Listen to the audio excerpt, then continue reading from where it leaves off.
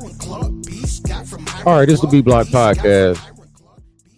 I'm your host, Brandon Scott. I appreciate you for being here. Been a long week in Houston sports and been a long week, period. And here we are toward the end of it, recording this bad boy on Friday morning, going into the Texans' second home game, first division home game.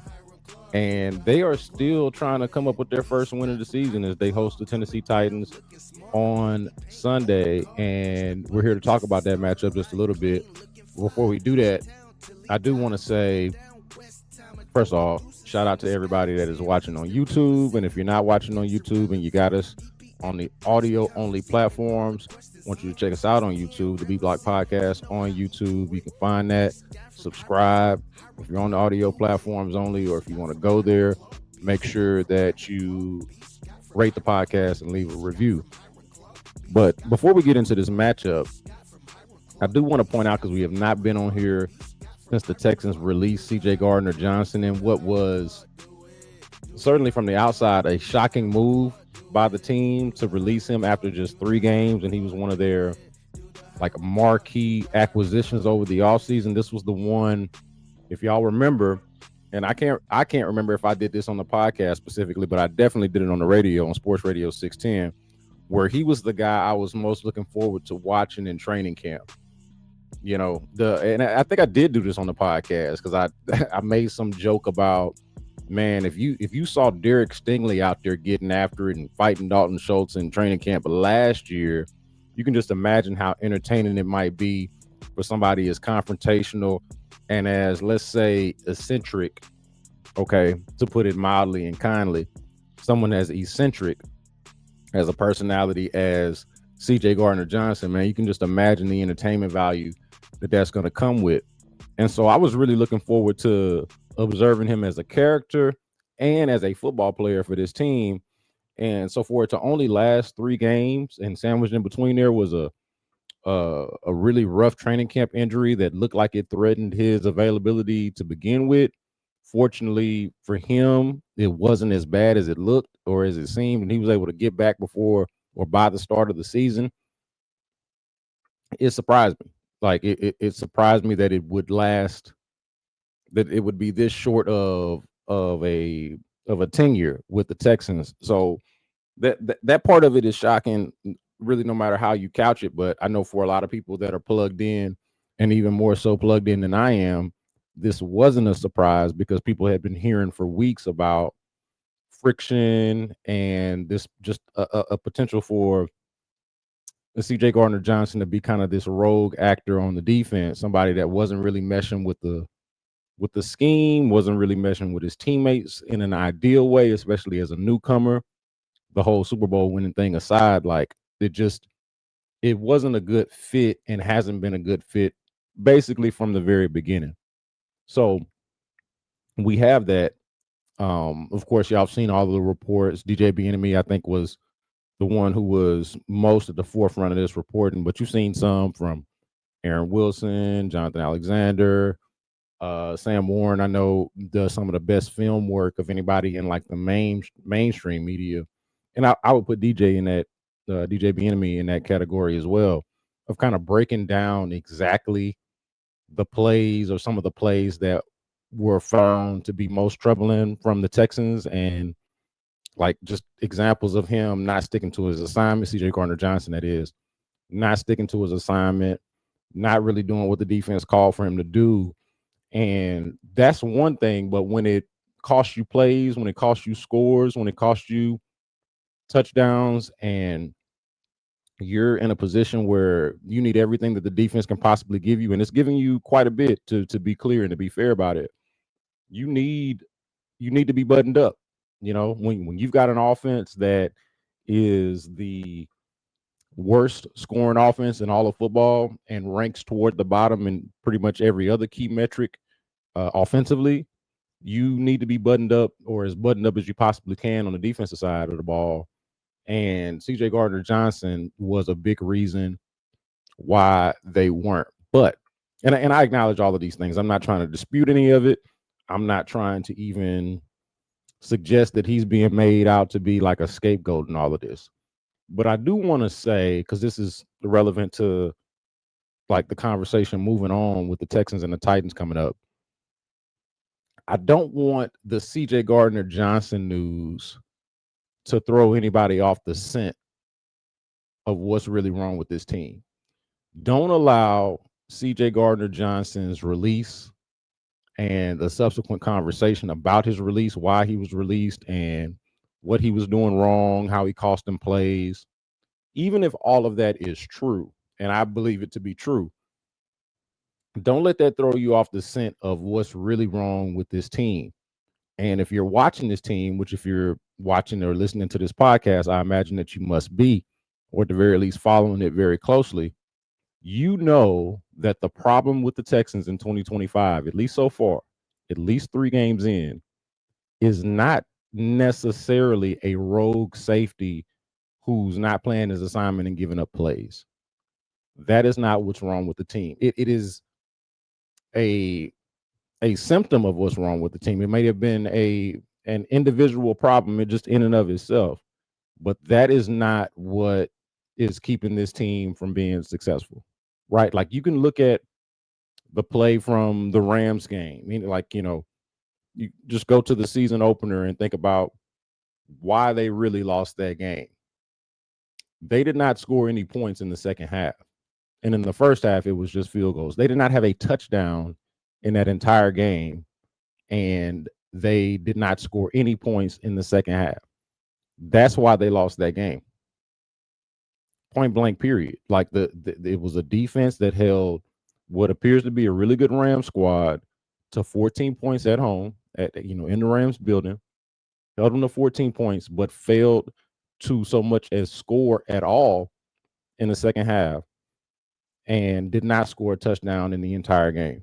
So that's an offensive problem. That is a lack of explosive plays problem. That is a lack of offensive cohesion problem. That is a we can't block Jared Verse and anybody else on that Rams defensive line problem.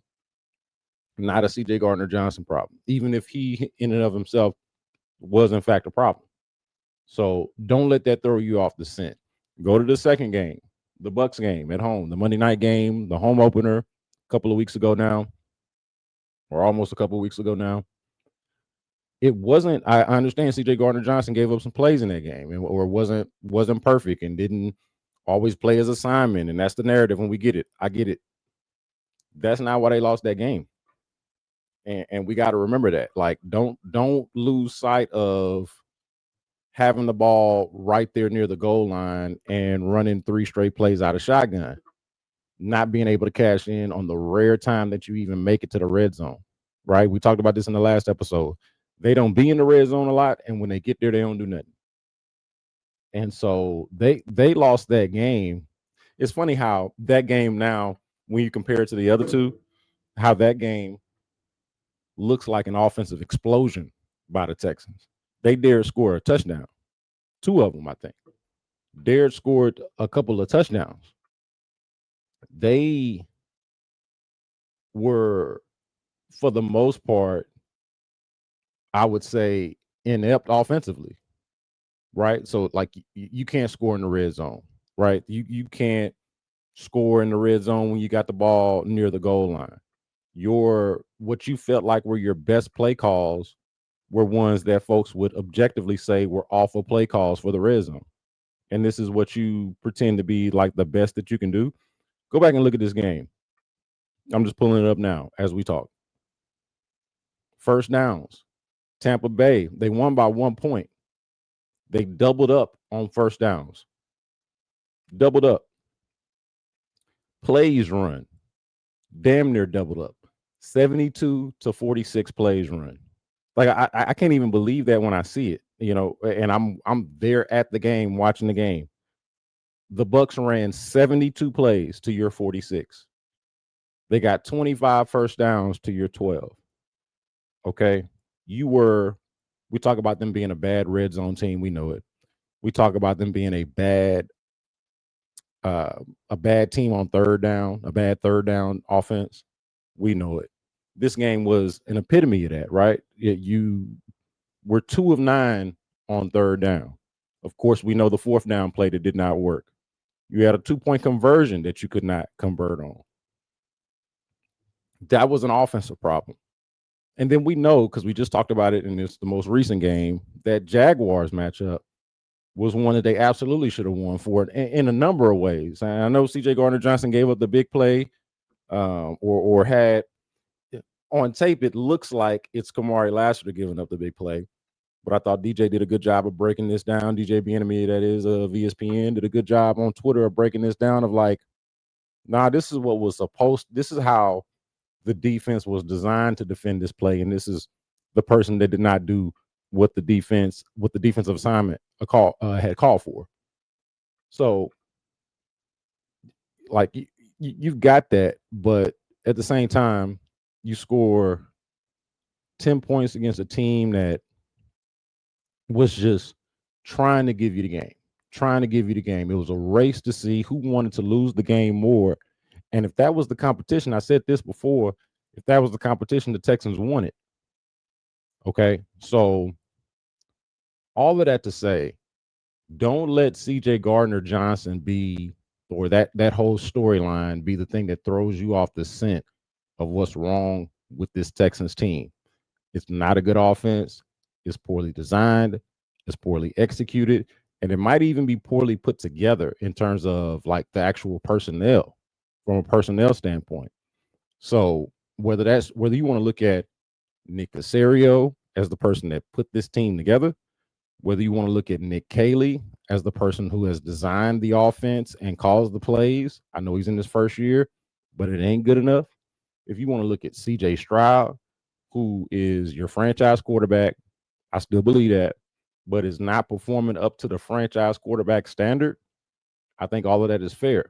Those are the things that I feel like Texans fans need to be focused on, especially going into this Titans game, which is the first one that I would say, and I know a lot of people picked them to beat the Jaguars last week. I was the only one in the Houston Chronicle who did not. And there was this feeling that, hey, this could be their get right game. This game is the one that a lot of people thought the Jags game is. This is their get right opportunity. This is the first time that they're playing a team that is very much clearly not as good as they are, which says a lot because they're not a very good team. The Texans, that is. So for the Titans to be so damn bad that they're like, just to the naked eye, just very clearly and obviously worse than the Texans, this is your opportunity. This is your opportunity to handle business. And if you don't, the reason would more than likely be because this offense still hasn't figured out a way to create explosive plays, to be efficient on third down, and to even get in the damn red zone to begin with, much less cash in when they get into the red zone. Okay. So those are the things to focus on. Do not let the CJ, did it not feel that way? Y'all tell me. Did it not feel that way throughout the week as you get this CJ Gardner-Johnson news, which is a big deal, by the way? I'm not trying to minimize the significance or the weight of it, like trading for a guy who just won a Super Bowl, who was going to be an immediate starter on your team. Part of the reason why folks in the beginning or going back to training camp were talking about this could be the best secondary in the league. Ain't nobody talking like that no more. And even before they before they let go of CJ Gardner-Johnson, wasn't nobody talking about him like that because they weren't playing like that. And you could understand it. You know, the defense overall is, mostly performing. They are, what are they ranked? They're like middle of the pack in total defense, right? Middle of the pack in total defense. Yeah, their passing defense is 14th, rushing defense is 16th. They are total defense ranked 16th going into this game. They've been all right. They've been all right. We've talked about some of their warts. CJ Gardner-Johnson, of course, is a part of that. The fact that the Bucs were able to run it down their throat is a part of that. But it did feel like, to me, that we spent a good bit of the week discussing CJ Gardner-Johnson, his busted plays, and his overall fit with the team, the personality quirks and all of that. We spent a good bit of the week talking about that as opposed to, let's say, the guy who had the worst tape of anybody in week 3 for the Texans. And that's the rookie. Not to pile on the rookie. I understand he's a rookie and he's still figuring it out. But Ariante Ursary and the lack of help that he received from his offensive coaching staff and just the fact that he was left out there on the island for as long as he was against Josh Hines Allen, um, that was the issue. That was the most egregious part of the week, and remains an issue, remains a concern for the team. Like, you've entrusted a rookie with the left tackle position, and he looks unready. He looks a little overwhelmed and outmatched when he goes out there. Now, the strength of the Titans defense is not necessarily on the edges, and I understand that Tavondre Sweat's not playing. So you're looking at a Titans defense that it does not necessarily present the same problems that, let's say, the Jags did with Josh Hines Allen, or that the Rams did with Jared Verse. Like, it's not that type of defense. But going forward and overall, you've got to be concerned about how ready your rookie left tackle actually is to play left tackle for this team. And like, in such a critical year and in such a critical time and juncture for the Texans as a team and specifically as an offense, this is what they're relying on. That's an issue. That's an issue. So I did want to spend that time to just remind everybody that, hey, CJ Gardner-Johnson is gone. MJ Stewart is the next man up, and we'll see what happens going forward. Like, Jimmy Ward and his legal situation seems to be finding some kind of clarity. At some point, he'll be out there, I imagine, if he's healthy. I'm not exactly even sure where Jimmy Ward is because he's been gone and dealing with this legal situation, but I know he had an injury thing too, and he's older. So like, I don't even really know what to expect from him and when exactly to expect him to make a serious impact on this team, if he does at all. But it's MJ Stewart for now. Jimmy Ward is a possibility at some point. And then Jalen Reed, the Penn State rookie, who has been out for some time dealing with injury, is going to come back at some point as well. And he is a candidate that I like to fill some kind of safety role for them, or for them to figure out how to get him in the mix. All right. So you've got all of that. But I would say, even with all of that, your biggest issues are, can your left tackle protect? Can your offensive line overall not only protect, but are they consistent and nasty enough in the run game, which was supposed to be their stated identity, a big part of their stated identity? I'm not sure what the answer is, or if the answer is something that anybody's going to like. You've got a turnstile once again. Once again, you're playing musical chairs at the left guard spot. They bring in Laken Tomlinson, but now all of a sudden they're rotating him with Juice Scruggs. You mean to tell me now they think that Juice Scruggs is their best option, or potentially their best option at left guard, after they wouldn't even play him at right guard when the situation called for it? Yeah, I remember that.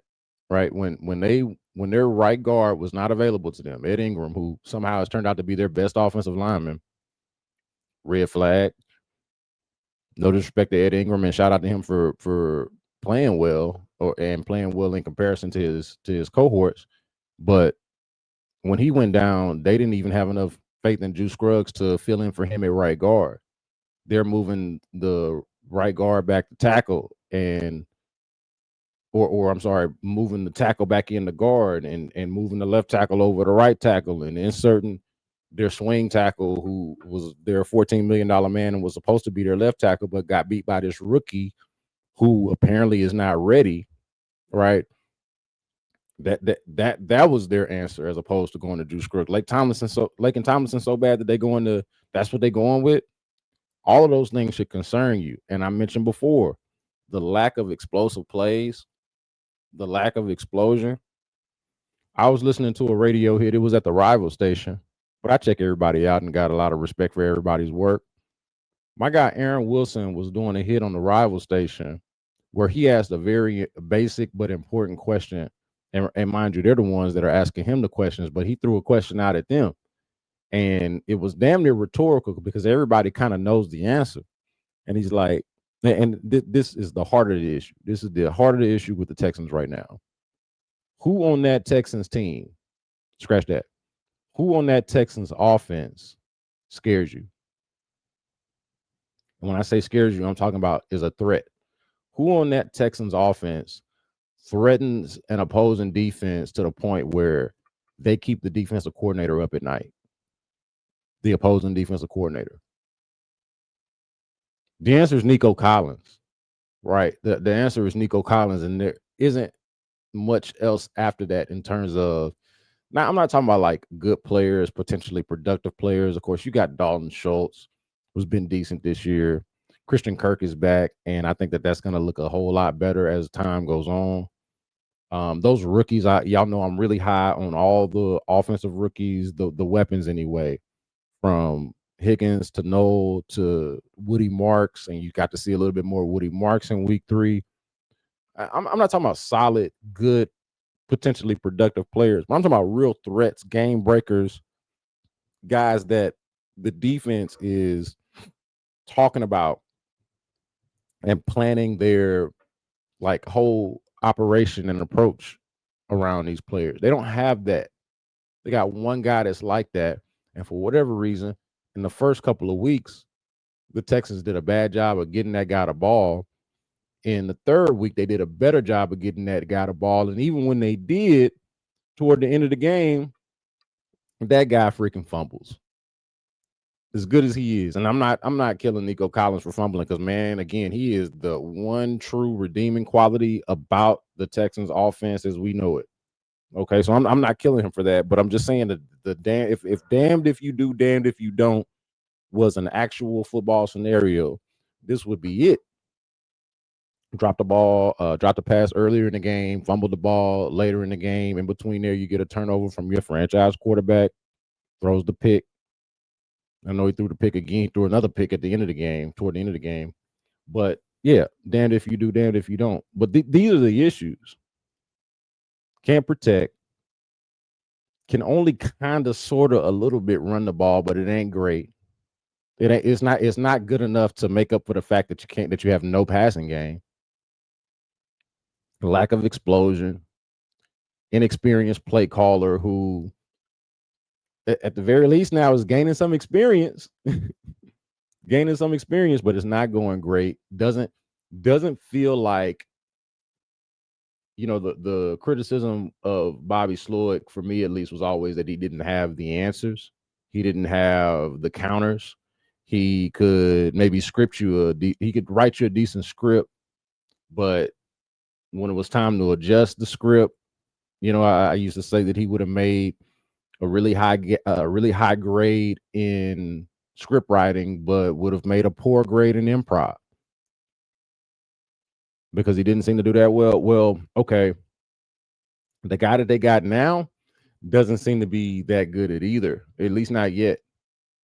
From his script to his adjustments, there is nothing there that makes you go, that's the guy for the job. And I'm not saying he ain't the guy for the job and can't be the guy for the job. I don't know what the guy's capable of. I'm just talking about what we've seen through these first 3 weeks. He is not as good as the guy that he replaced. And this is starting to become a little bit of a troubling theme or trend for the Texans where the moves that they made, the adjustments that they made to their roster and coaching personnel overall, guys who replaced other guys, do not appear to be as good as the guys that they replaced. And that's what brought us here. That's what's brought us here so far in terms of why are they 0-3 and why does it look like they could be, I don't know, let's say 1-4 by the bye, if they're lucky, why they could be 2-7. 2-8, 2-7, 3-8. I'm talking about like once we get to be 9, 10, 11 games in, why it looks like they might only have a couple of wins on their ledger because the guys that they brought in to replace others don't appear to be as good as the guy that they replaced. Like I made the mistake of thinking, man, you know what? They're good enough to stand pat, to tread water, and to be about what they've been over the last couple of years. And I didn't like the idea of that. I would take that 8 days out of the week at this point. If you could tell me, you know what, they're going to get back to just being that 10-win, one playoff win type of team. Nah. A lot of people celebrated what they did on the offensive line once they traded Laramie Tunsil because they felt like he wasn't a culture fit, that he wasn't the proper tone setter, and I understood all of that. But it was I feel like all of that needed to be predicated on the idea that whoever they did bring in would be productive. Even if they're not better, there wouldn't be such a drop off. Man, you go from Laramie Tunsil to a rookie trying to figure it out, not an upgrade. And so far, clearly a downgrade. You go from Bobby Slowick, who was one of the more highly thought of assistant coaches and coordinators after his first year, enough to where he got head coaching interviews and got a raise to stay, to eventually being fired, obviously. Like, you go from that guy who at the very least now had some experience and some success at the same time, go from that to somebody completely unproven, and it does not appear to be an upgrade. In fact, it feels like a downgrade. Not great. The left guard situation, not as fun and sexy to talk about, but relevant to this team. Well, what if Laken Tomlinson could just be solid? He didn't have to be Pro Bowl level Laken Tomlinson of like however many years ago it was he went to the Pro Bowl, but maybe he's not as bad as he was the previous year. Maybe they can find something between the coaching and the chemistry and the change of scenery. Maybe he can find something. Nah, it looks like you have, to be fair, I don't think you could have gotten worse at that position. But the worst case scenario was not getting better, which I don't think you could afford to do that either. Like, the good news is can't get any worse. Bad news is you can't afford not to get better at this position. They did not. So they got worse at left tackle, didn't get better at left guard. Everything else is probably a wash. Like, I think they did get better at right guard, but what is that doing for you if you got worse at left tackle?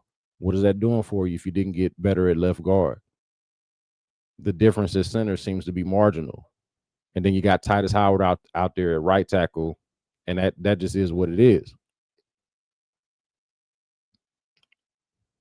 Oh, yeah. Can't forget. Downgraded at running back. And that's not necessarily your fault. I kind of feel for the Texans when it comes to this, because Joe Mixon was clearly a part of their plans. If you could tell him right now, hey, Joe Mixon's ready, he'll go out there and be ready for you now, or ready for you in this week 4 matchup, they take it. He ain't, right? Yeah, I mean, he's not even eligible because he started off like he's not eligible to come back until after the 4th week. But nobody thinks that he's on his way back. Nobody thinks that he's anywhere close to playing. And so you don't have Joe Mixon as your running back. You got Nick Chubb, who's doing his best, who, would have been a cool story if he was more so the 1-2 punch with Joe Mixon, right? Or if Woody Marks had if there was just a little bit more there, or if they had, trusted him to be their main guy. Like, Nick Chubb as your second back would be a great story. And especially for the Texans, who haven't had a reliable number 2 back in the Lord knows how long. That would have been a great story. Instead, they got Nick Chubb out there as their bell cow, trying to treat him like he was Joe Mixon of last year, and that's just not going to work. That dog ain't going to hunt. So think about that. And I haven't even gotten to the weapons, right? You started last year with, in addition to Nico Collins, who obviously is still here, Yeah, Stephon Diggs and Tank Dell. Now I understand those guys didn't all get to play together because of injuries. They didn't get to play together for very long or very much, but you could see the vision there. They had all those guys on the team. Stephon Diggs is gone. Tank Dell is not playing this year. And so did when you look at it from the bird's eye view, it does feel like they have downgraded damn near across the board. Downgraded at left tackle, didn't get better at left guard when they couldn't afford to. Downgraded at play caller, and not just play caller, but offensive play designer, schemer. Downgraded there. I mentioned running back. Downgraded a running back. The weapons around Nico Collins, not as good. And then you get to the CJ Stroud conversation, who is somebody that I, like I said earlier, still believe in. But if we're just being real about it, man, he has not been as good. Has not been nearly as good, not nearly as accurate, not nearly as comfortable in the pocket, not nearly as good of a decision maker. None of that. And so you downgraded all of these spots. Your quarterback has regressed. This is why you are where you are. This is why, while most of us, if not all of us, are picking the Texans to beat the Titans for their first win of the season, why I don't think anybody can necessarily be surprised if they lose this game, and why you certainly can't just chalk it up as a win. I'm not doing that. I'm picking them to win, but I'm not just like assuming 100% that that's just what's going to happen. When the season started, or I should say when the schedule even came out, I would have chalked this up as a win. Even considering that the Titans beat them at NRG last year, would have chalked this up as a win. But when you look at this matchup, the Titans are ranked 27th in total defense. Okay, I don't have the advanced stats in front of me, DVOA and all of that, but you can go look at that. Usually, this type of stuff is fairly consistent. They are 27th in total defense. That would be great if the Texans offense wasn't 29th. What do you do? Now, fortunately, the Texans defense right around the middle of the pack, but got some elite players on it that we can identify. 16th in total defense. And the Titans offense is one of the few, right? I just mentioned that the Texans are ranked 29th. Titans offense, one of the few ranked behind them at 31st. There's your matchup. That the hope is that your defense can muck the game up enough and that their offense can somehow be less equipped than yours. And it will allow your offense some chances against a bad defense. That's what Texans fans are relying on. A bad offense beating a bad defense because they got a decent defense against another bad offense. One of the few that's worse than their own. That's where we are. But no, I can't make no assumptions. I would like to, but it's just not, it's not giving, right? Offense not giving. Okay. Now maybe something can change, but I'm not sure how much of that can change just in this week going up against the Titans. Like, even if they win this game, even if the offense shows you a little bit of something, the unfortunate part is that it's going to come with the caveat of, well, it was just against the Titans who aren't very good. How real exactly is it? So, and maybe now is not the time to care about that. Maybe, and the Ravens, I don't even want to get to that. We'll talk about that later, next week at some point. But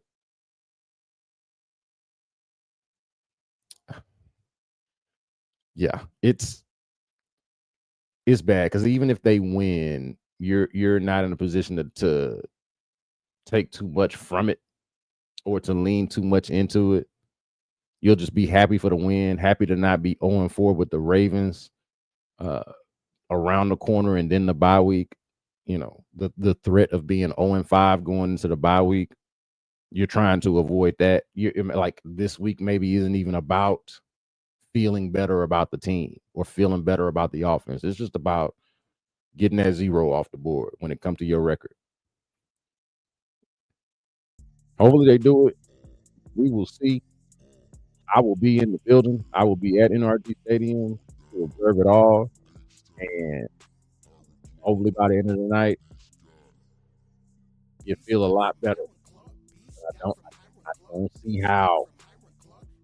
I don't exactly see how. But what I do see is how the CJ Gardner-Johnson news almost threw people off the scent. But it happened early enough in the week for you to have some days to think about that and then to refocus your attention on exactly what's wrong with this team and the fact that they look overwhelmed and outmatched on the offensive side of the ball. I'm Brandon Scott. This is the B Block Podcast. Make sure that you rate, review, tell a friend about the podcast. Check us out on YouTube as well. And I'll talk to you next week.